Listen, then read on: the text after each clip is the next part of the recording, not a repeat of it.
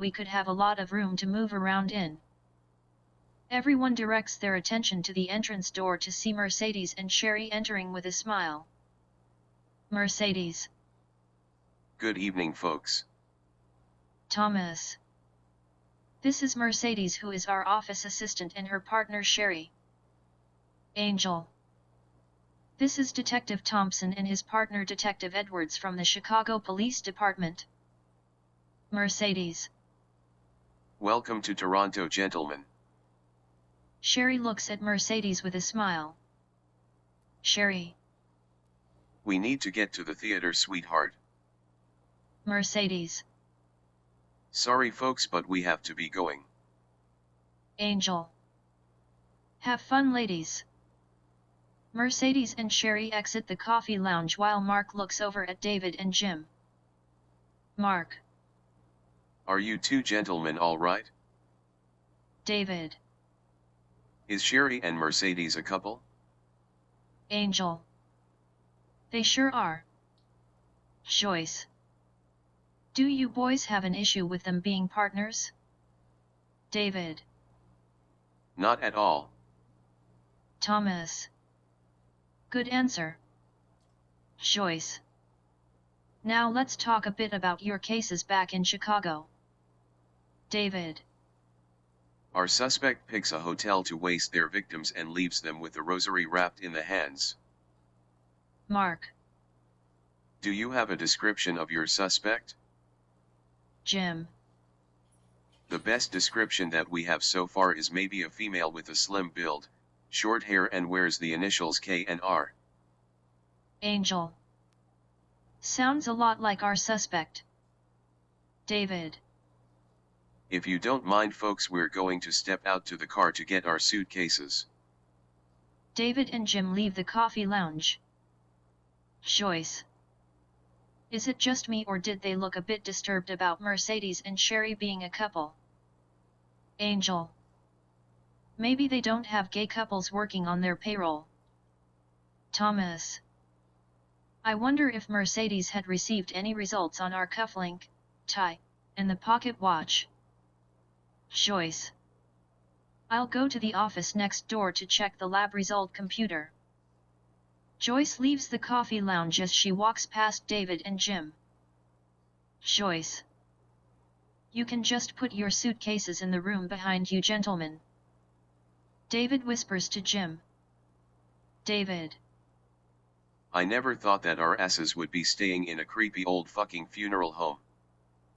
Jim. Good thing we won't be here long. David and Jim return to the coffee lounge.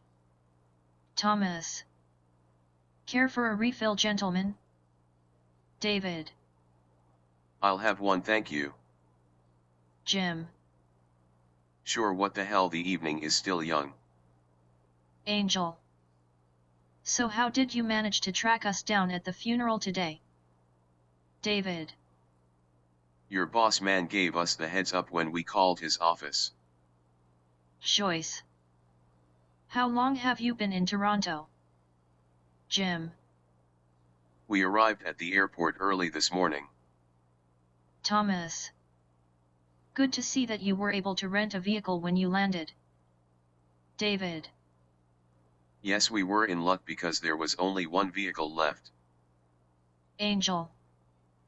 I'm very sorry about not having any extra beds for you. David.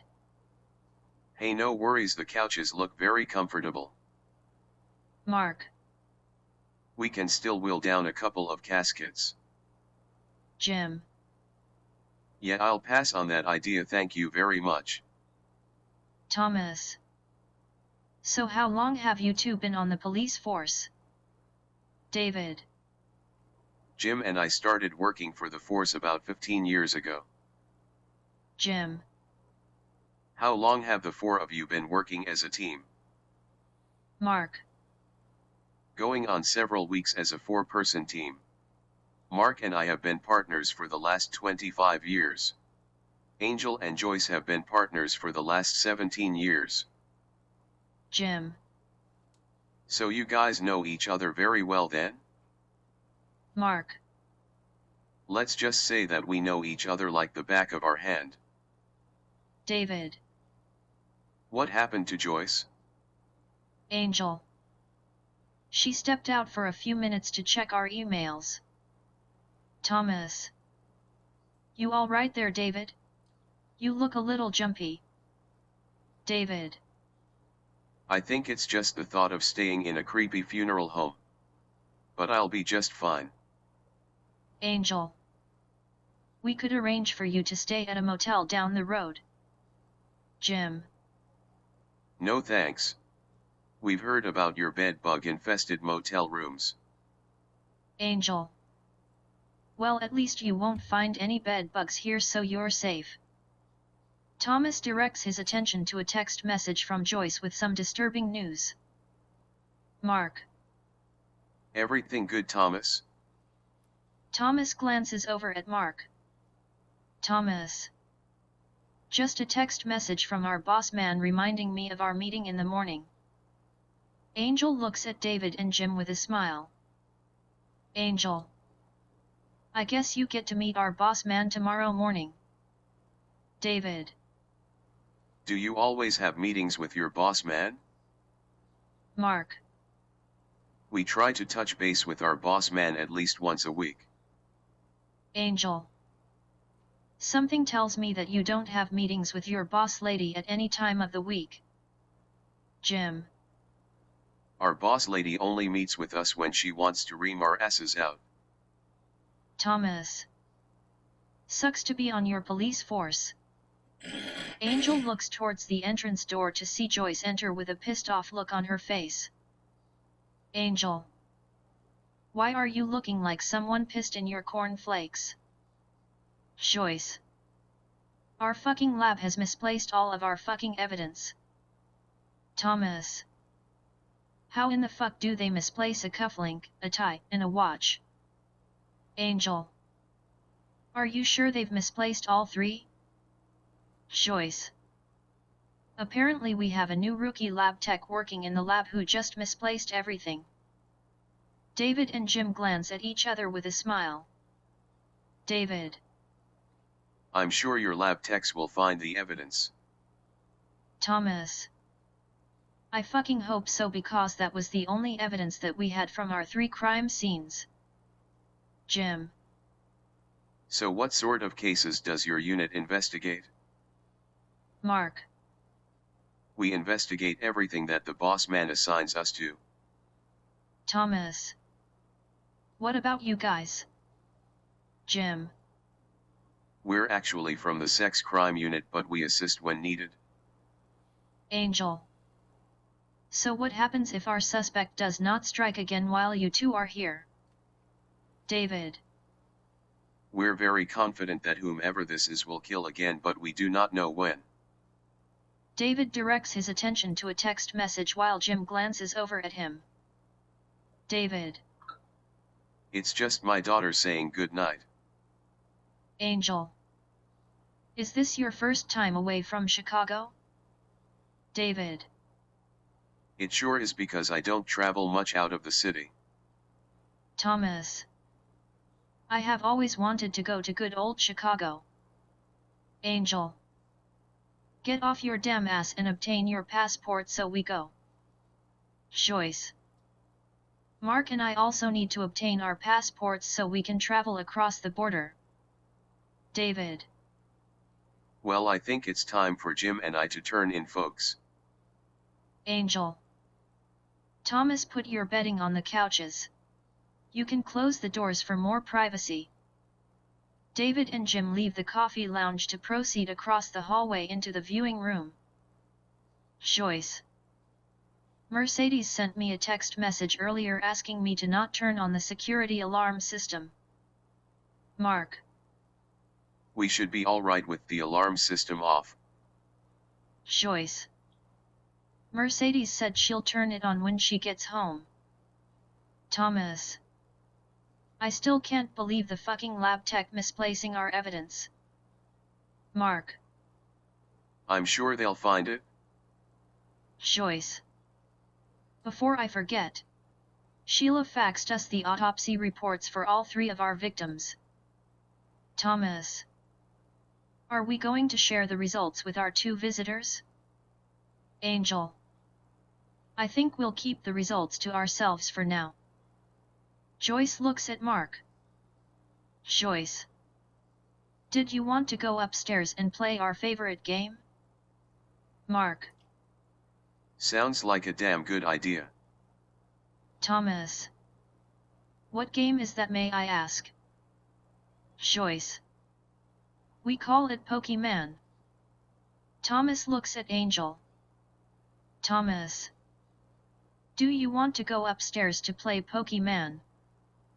Thomas, Joyce, Mark, Angel quickly kill the lights as they exit the coffee lounge. Regal Hotel. Thomas, Angel, Mark, Joyce meet up with Mercedes and her partner Sherry. Mercedes. We followed Detectives Thompson and Edwards to this hotel. Angel. I wonder what room they went to. Mercedes. They did stop to speak to the male clerk with the dark hair. Angel. Thank you. You and Sherry can return back to base. Sherry and Mercedes exit the hotel through the main doors as Angel walks over to the info desk. Male clerk. Good morning, how may I assist you today? Shows the male clerk a photo of David and Jim. Angel. Good morning, I'm here to meet up with these gentlemen but they forgot to give us their room number. Male clerk. Let's see, those 2 gentlemen were heading up to the 10th floor room 1022, which seems to be a busy room today. Angel. Why do you say that? Male clerk. 2 female parties asked for the same room an hour ago. Angel. Thanks for the heads up. Angel walks over to Mark, Joyce, Thomas. Angel. Jim and David went up to room 1022. Desk clerk advised me that 2 female parties also went up to the same room an hour ago. Thomas. Damn good thing that Mercedes was monitoring the funeral home from outside. Mark. I'm starting to get a really bad feeling about David and Jim. Angel. I sort of trusted them until they told us about the boss man telling them that we were at the funeral. Thomas. They also fucked up when they said they arrived here yesterday. I had Mercedes check out the rental and David rented the car out 4 days ago. Joyce.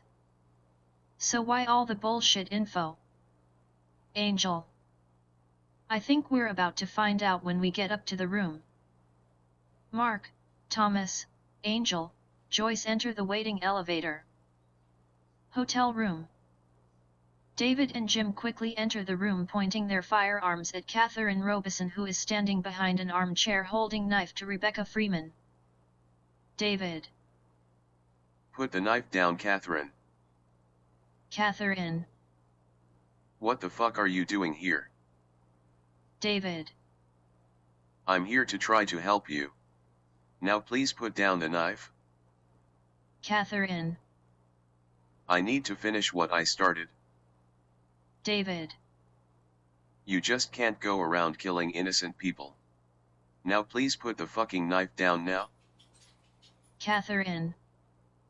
What are you going to do if I don't put the knife down?